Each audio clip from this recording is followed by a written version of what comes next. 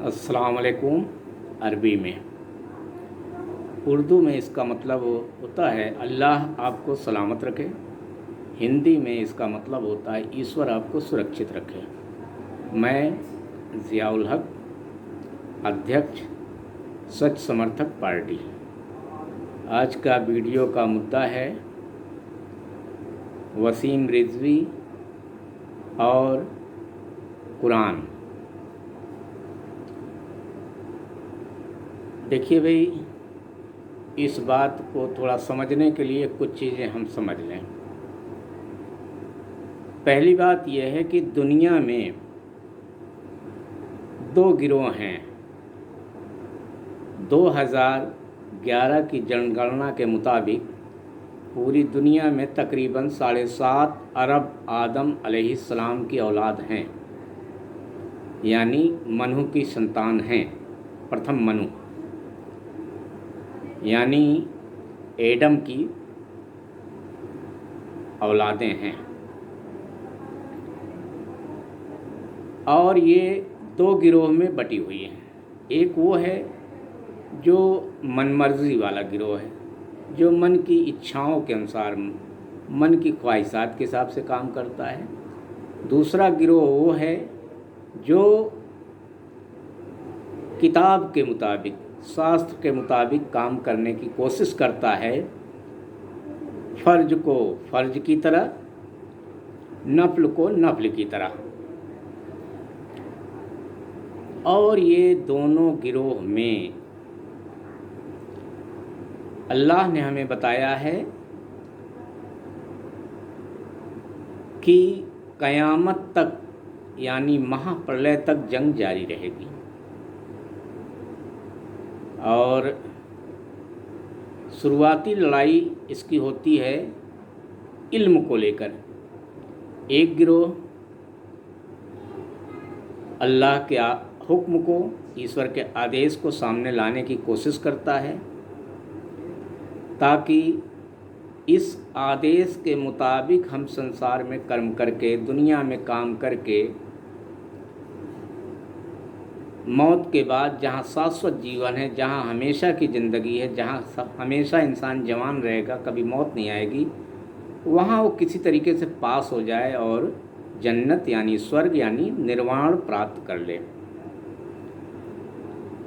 और दूसरा गिरोह है मनमर्जी वाला गिरोह, जो संसार को ही, दुनिया को ही स्वर्ग समझ करके अपने सारे कर्म करता है, सारी भाग दौड़ करता है।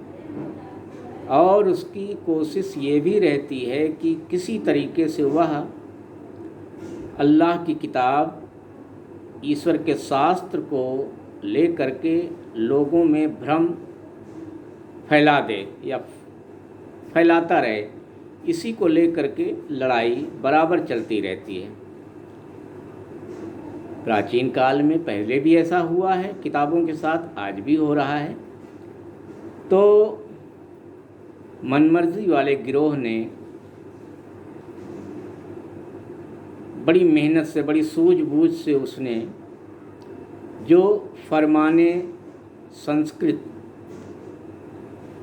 में ईश्वर का आदेश आया था, ईश्वर का पाठ्यक्रम था, उसमें काफ़ी हानि कर चुका।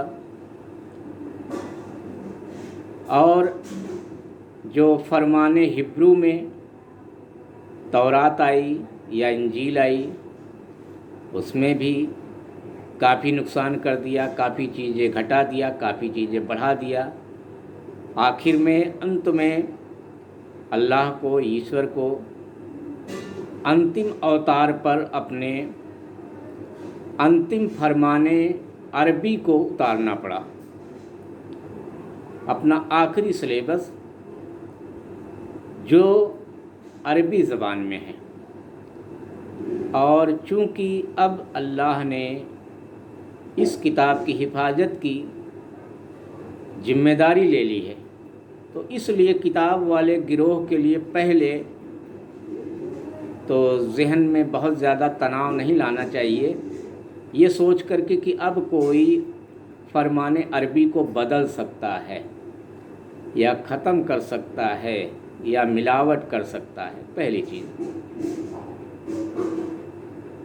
अब रहा सवाल कि जो लोग इस फरमान अरबी में नुकसान पहुंचाना चाहते हैं उनकी कैटेगरी के बारे में हम जान लें। तो ख़ास तौर से इसमें 3 कैटेगरी मेरी समझ में आई है आज तक। पहली कैटेगरी उन मनमर्जी वाले गिरोह की है जो खुलकर इसकी मुखालफत करते हैं, इसकी बातों को, कुछ शब्दों को काट छांट करके या कुछ पसे मंज़र से हटा करके इसके अर्थ को अनर्थ में बदल कर पेश करने की कोशिश करते हैं और फिर मांग करते हैं कि ऐसी किताब पर बैन लग जाना चाहिए या ऐसी किताब की कुछ धाराओं पर रोक लग जानी चाहिए, कुछ एक्ट अनुच्छेद यानी आयतों पर। ये तो बिल्कुल साफ नज़र आ जाता है यह कैटेगरी मनमर्जी वाले गिरोह की। लेकिन जो दूसरी कैटेगरी है जो खुलकर नहीं कहती लेकिन बड़े खूबसूरत अंदाज में इस अल्लाह के सिलेबस, ईश्वर के पाठ्यक्रम से लोगों को दूर करने की बड़े लच्छेदार भाषाओं में, लच्छेदार वाक्यों में, जुमलों में इसको लेकर भ्रम फैलाता है और इससे दूर करने की कोशिश करता है। और यह वर्ग बहुत ज़्यादा कामयाब है। इनकी कुछ ख़ास बातें ये है पहचान के। पहली बात, भाई ये तो फरमान अरबी जो है ये अल्लाह की किताब है, इसको तुम समझ नहीं सकते हो, बस इसके लफ्ज़ को पढ़ लो तुम्हें सवाब मिलता रहेगा। जबकि इसी किताब में इस सवाल का जवाब अल्लाह दे चुका है कि ये किताब मैंने उतारी अरबी में, बिल्कुल आसान ज़बान में जिसको तुम समझ सको। और रहा सवाब का मामला, तो अल्लाह ने ये बताया कि ये किताब जब तुम्हारे दिलों में उतरेगी और दिलों में जम जाएगी, यानी जब इसके मुताबिक अमल तुम करने लगोगे तब ये किताब तुमको नफ़ा देगी। फिर ये दूसरी कैटेगरी जो है फिर इसके तर्जुमा को लेकर तरह तरह के विवाद पैदा करती है, ज़बान को लेकर विवाद पैदा करती है। तो इसका जवाब अल्लाह ने अपनी आखिरी किताब फरमान अरबी में ये कहा है कि दुनिया की जितनी ज़बानें हैं, जितनी भाषाएं हैं, मेरी निशानियों में से हैं। ज़बान को लेकर कोई पक्षपात, कोई ताशुब जो भी करता है वो गलत है।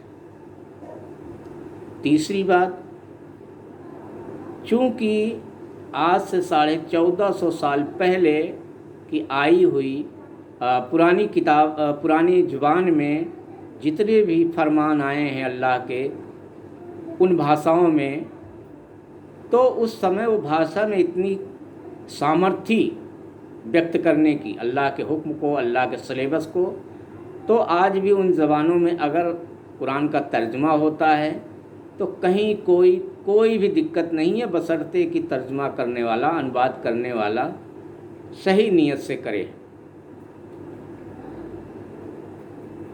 तो ये दूसरा जो कैटेगरी है ये बहुत ज़्यादा कुरान को लेकर हमें भ्रमित करता है और भ्रम में डाले हुए है। अपने मदरसों में पढ़ाता है, हमारे बच्चों को 1-1 घंटा, 1.5-1.5, 2-2 घंटा डेली जो है उनका बर्बाद करता है। केवल उनको पढ़ना सिखाता है, अरबी हो या कुरान हो, पढ़ना सिखाता है, बोलना सिखाता है, हो सकता है कहीं कहीं लिखना भी सिखाता है, लेकिन समझना नहीं सिखाता। कितनी खूबी से जो है अल्लाह के इस फरमाने अरबी में जो इल्म है उस पर पर्दा डालता है। और किताब वाले गिरोह में एक बड़ी तादाद आज इसकी शिकार है। ये दूसरी कैटेगरी से हमें बहुत सावधान रहने की ज़रूरत है, जो हमारे ही बीच में हैं, और बड़ी ही खूबसूरत अंदाज से अल्लाह के इल्म से हमको दूर किए हुए हैं। तीसरी कैटेगरी है वो लोग जो ज़बान भी अरबी सीखते हैं, अरबी की किताब कुरान पढ़ते हैं, उसके तर्जुमा पे भी पढ़ते हैं और तर्जुमे पे समझ को लेकर के भी बहस मुबाहिसा करते हैं, बड़ी खोजबीन करते हैं, लेकिन उसको कायम करने के लिए अपनी ज़िंदगी में जब बात इसकी आती है कि कैसे ये कायम होगा हमारी ज़िंदगियों में, तो उस पर जो है ये फिर तीसरी कैटेगरी जो अपनी दलीलें देती है वो भी बड़ी खूबसूरत दलीलें हैं। तो ये 3 किस्म के कैटेगरी अल्लाह के सिलेबस से दूर करने में आज हमारे बीच में बहुत ज़बरदस्त मुहिम छेड़े हुए हैं।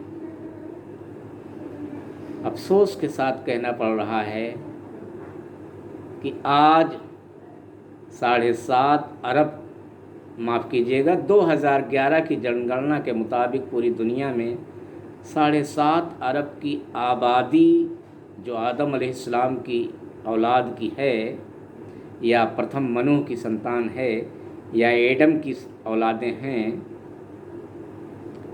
उनमें ज़्यादातर इस दुनिया से विदा हो रहे हैं बिना अल्लाह के सिलेबस को जाने हुए,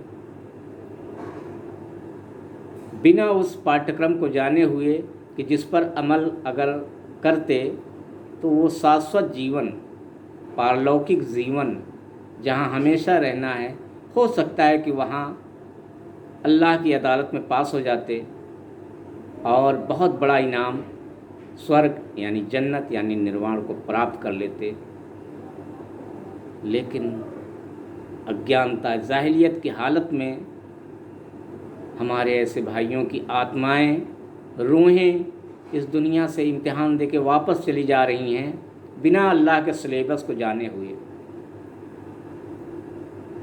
अब जिन लोगों को थोड़ा सा शक सुबह, उन्होंने तो बहुत लंबी मुहिम छेड़ी थी कि आत्मा है ही नहीं है, रूह जैसी चीज़ कोई है ही नहीं है।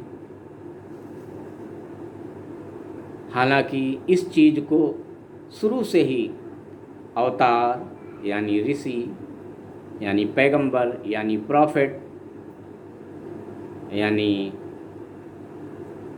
तीर्थंकर हमें बताते आ रहे हैं शुरू से ही कि आत्मा यानी रूह अजर है, अमर है, इसकी कभी मौत नहीं होती है। और अब थोड़ा सा जो लोग वैज्ञानिकों के आड़ में हमारे बीच में भ्रम फैलाते थे, अब वो भी समझ लें कि इस मुद्दे पर क्या कहना है वैज्ञानिकों का आज की हालत में। तो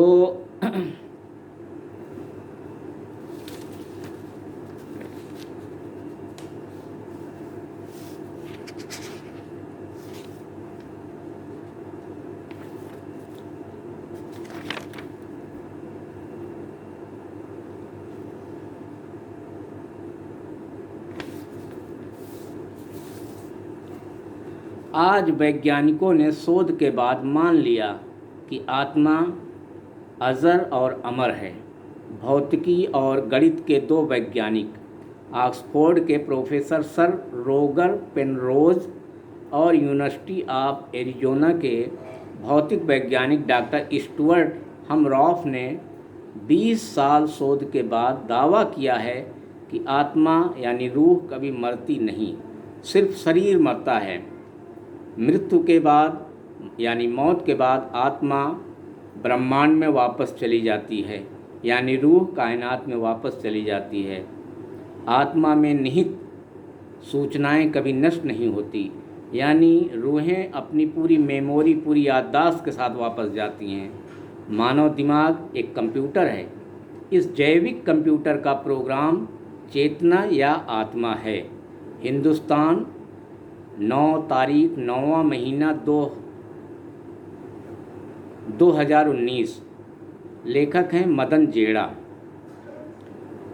तो अब हमें इन वैज्ञानिकों ने जो शोध करके हमारे सामने ये बात को पेश किया है, हमें कोशिश करना चाहिए, इस पे गौर करना चाहिए और आगे हम बचें और बचाएं अपने भाइयों को कि वो कम से कम मौत के पहले अल्लाह के सिलेबस को, अल्लाह के निशाब को, ईश्वर के पाठ्यक्रम को जान लें और उसके मुताबिक अमल करने की, कर्म करने की कोशिश करें। फ़र्ज को फ़र्ज की हैसियत से, नफ़ल को नफ़ल की हैसियत से, ताकि जहाँ शाश्वत जीवन है, जहाँ हमेशा रहना है परलोक में, वहाँ वो किसी तरीके से पास होकर के स्वर्ग यानी जन्नत यानी निर्वाण को प्राप्त कर लें। देखो भाई, ये कुछ बातें थी जो मैंने आपके सामने रखी। अगर किसी भाई को लगे कि मैंने कहीं गलत बात कह दी है ये, तो वो हमें ज़रूर सचेत करें। मेरा मोबाइल नंबर है 93 36 31 68 60। इंशाअल्लाह अपनी गलतियों से तौबा कर लिया जाएगा। आज तारीख़ है 20 मार्च 2021।